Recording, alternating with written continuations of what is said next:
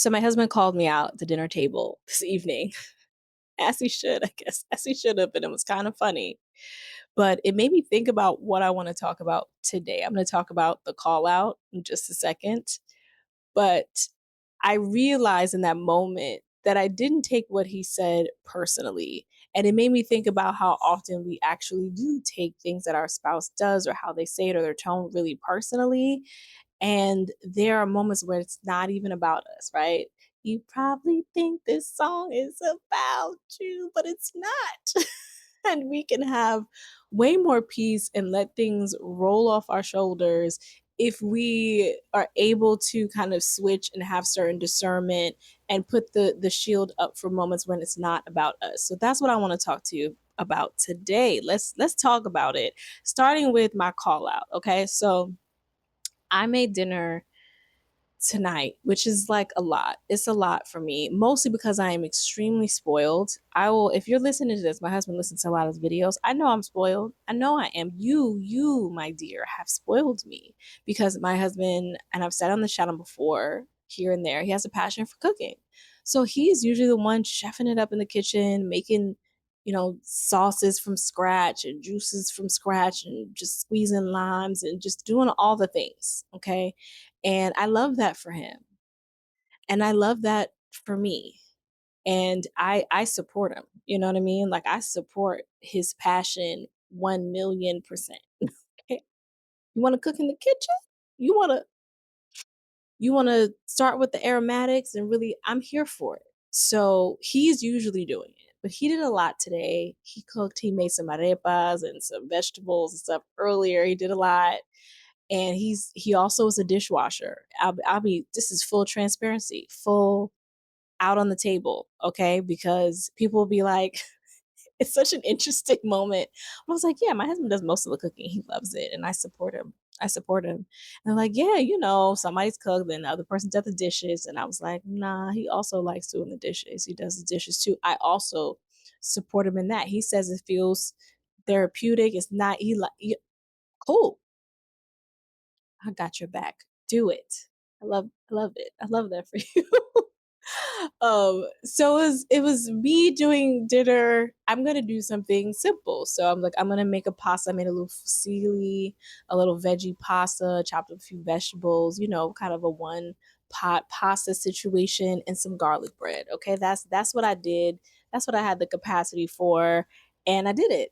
And we sit down for dinner. I make the plates. We sit down at the dinner table. Everybody has their dinner, and I think Zen, my son, said something, and I responded to him kind of snippy. And my husband was like, "Are you like upset and stressed because of this simple meal you had to make?" First of all, he made an assumption. Okay. Um. Second of all, he made an assumption that it was because of the meal, but it made me break kind of character out of my snippiness because of the fact that he said it was simple. And I know that's true because he gets complicated in the kitchen, and I just I don't have. Yeah, he has spoiled me. I don't have the capacity or time to get complicated in the kitchen anymore. And so I laughed a little bit, even at his assumption, because usually I'm like, don't make assumptions. But yeah, I laughed a little bit at his assumption. And I was like, no, it's because your son, because when it's your son, like it's not our anymore and it's yours, it's something that frustrated you. I was like, because your son interrupted me 17.7 times in the kitchen while I was trying to make this simple meal. And it shouldn't have taken me this long. And I'm a little salty about it. Everybody's hungry and I'm trying. Every time you interrupt me, it takes longer, son, because then I have to tend to whatever it is that you're saying, and my brain is split and it's too much. It's too much happening. I'm overstimulated. And so when we finally sat down to eat and he asked for something else, so like a napkin or something, I was just like, ugh. And my husband called me out on it.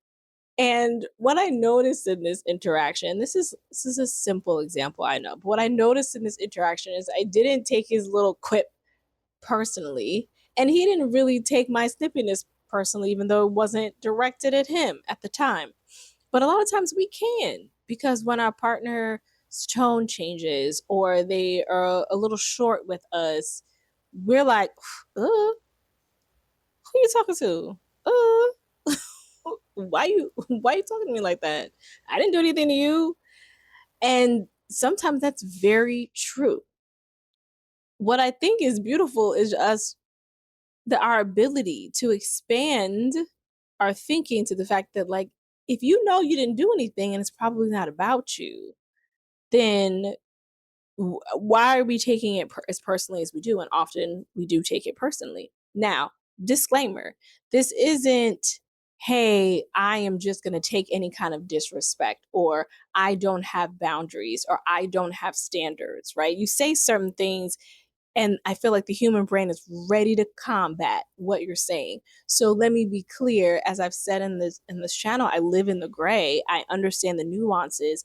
One thing does not negate the other. So me saying, "Hey, let's examine the things that we take personally and have discernment about that, right? If something is going beyond boundaries, if something is just incredibly disrespectful, that's a whole different thing that needs to be addressed.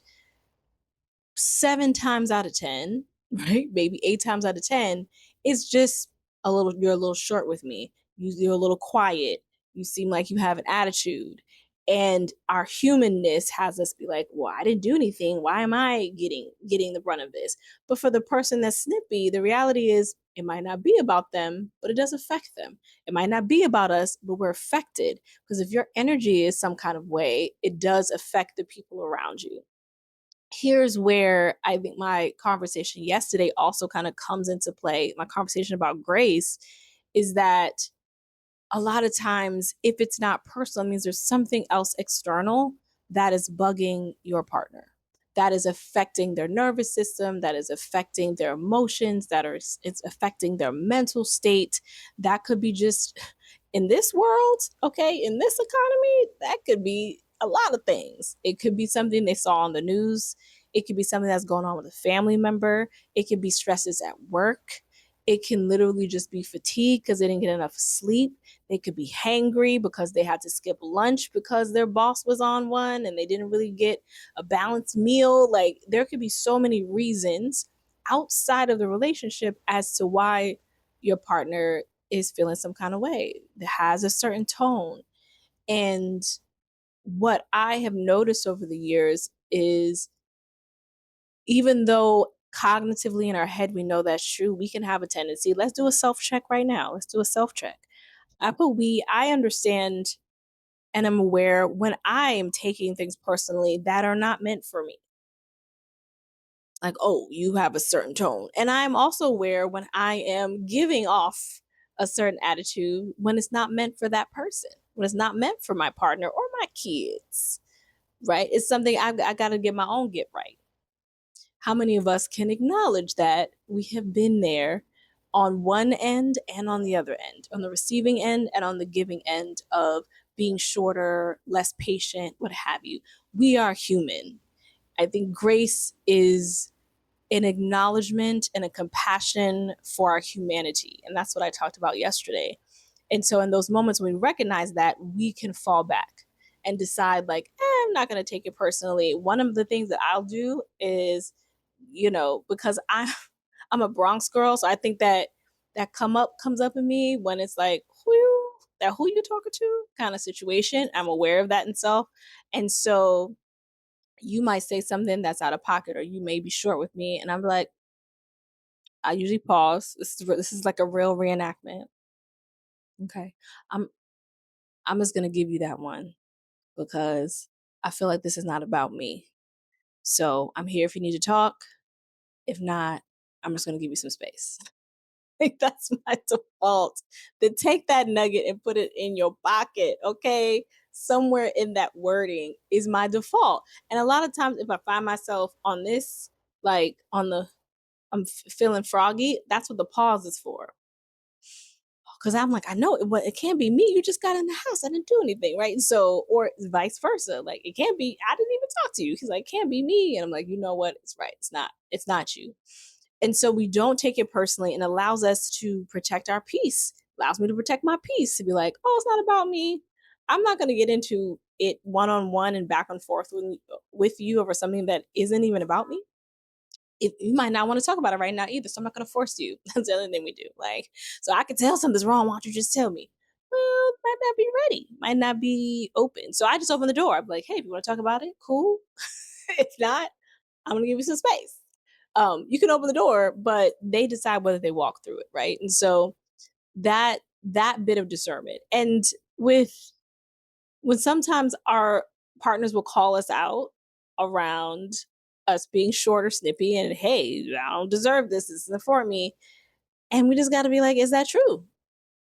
If it's not about them, we're like, yeah, we have a moment to acknowledge that that's true. It's not about you. And I just need a minute. I need a sandwich. I need I need some water. I'm probably a little dehydrated. I just saw this clip on the, whatever it is, cuz a lot of times we just need a minute. And we need a minute.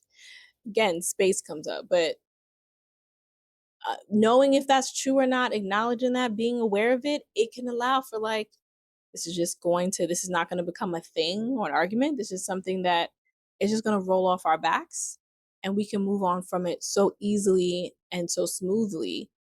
And that's really the key underbelly. I feel like for me, just that thing I told you, my go-to in the moment. And if I'm doing it and it's true that I'm doing it, being aware of that, and being okay if my partner calls that out to me, and be like, "Are you aware that you seem a little short right now?" And asking myself if that's true, so that I'm in a state of awareness too.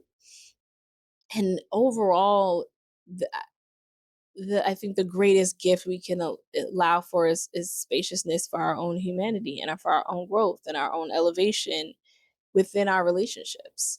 And again, this is not about disrespect. This is not about not having standards or boundaries, but it is about a level of awareness and discernment, because, and especially if you're someone who's like, I take a lot of things personally that don't involve me, that don't belong to me.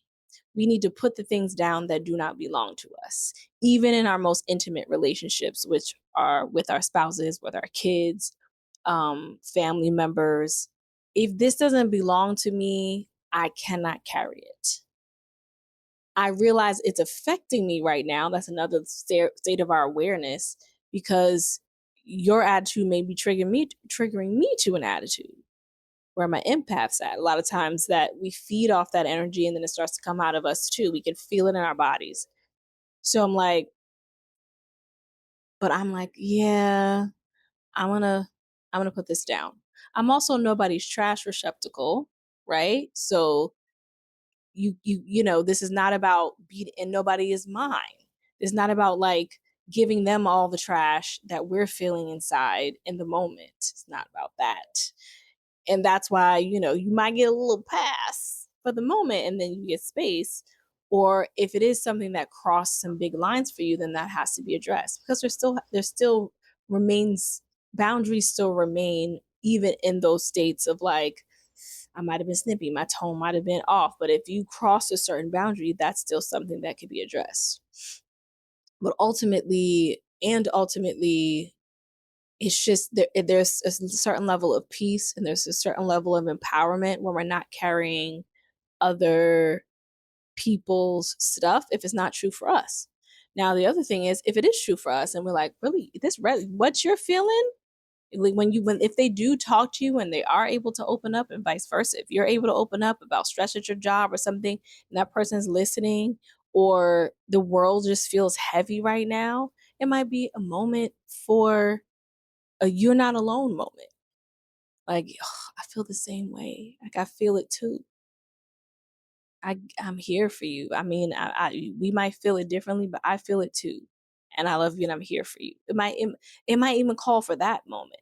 And I think the beauty is understanding that dance, when to have a certain level of discernment to back off of space, when to put down things that belong to you, when to acknowledge that there's some relatability in what it is that they're feeling if they share that, and then let them know that they're not alone, and vice versa. Like, That's what it's about. Being aware of what's happening and not have the default be, "Oh, attacked me. It's about me. And how could you do this to me? And how could you say this to me? And why did you say it like that? And why are you so snippy? And I can't take your energy and I don't like your this." If that's the response, it's usually gonna go left. But if we have a certain level of understanding and awareness around maybe what our partner might say or do, and their tone is a little off or their patience isn't really there, then we have an opportunity to do any of the other things that we just talked about. That's not, I'm taking this personally. Sometimes some things are personal. Sometimes it is about you. But that's not, this video is not about those times. This video is about the times that it's not about you, so that you're not carrying that load, and you can like still be an attentive, supporting, understanding partner with a boundary of like, I'm gonna give you that one because it doesn't feel like it's about me, and I'm also leaving the space.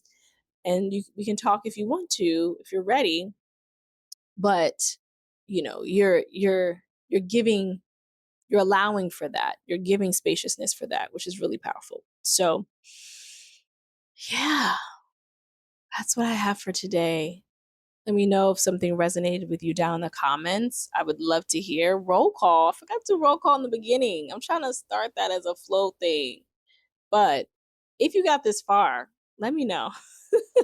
Say hey down below just so I know who's here, which is a beautiful thing, as opposed to just seeing numbers. Because you're not a number, you're a person, you're a set of eyeballs, you're a set of ears that were here, that were listening, and I appreciate you. So thank you. So hey, all right. I'm your Money Aisha. I am here making videos every day to remind us to stay connected to ourselves, to yourself, to your partner, and to the life that you're creating that feels good to you. So, yeah, let's do that. Let's make that happen. If that's your vibe, please subscribe and let's continue this conversation. Let's continue this journey together. I'm excited to do that with you. Thank you so much again, and I'm going to see you tomorrow.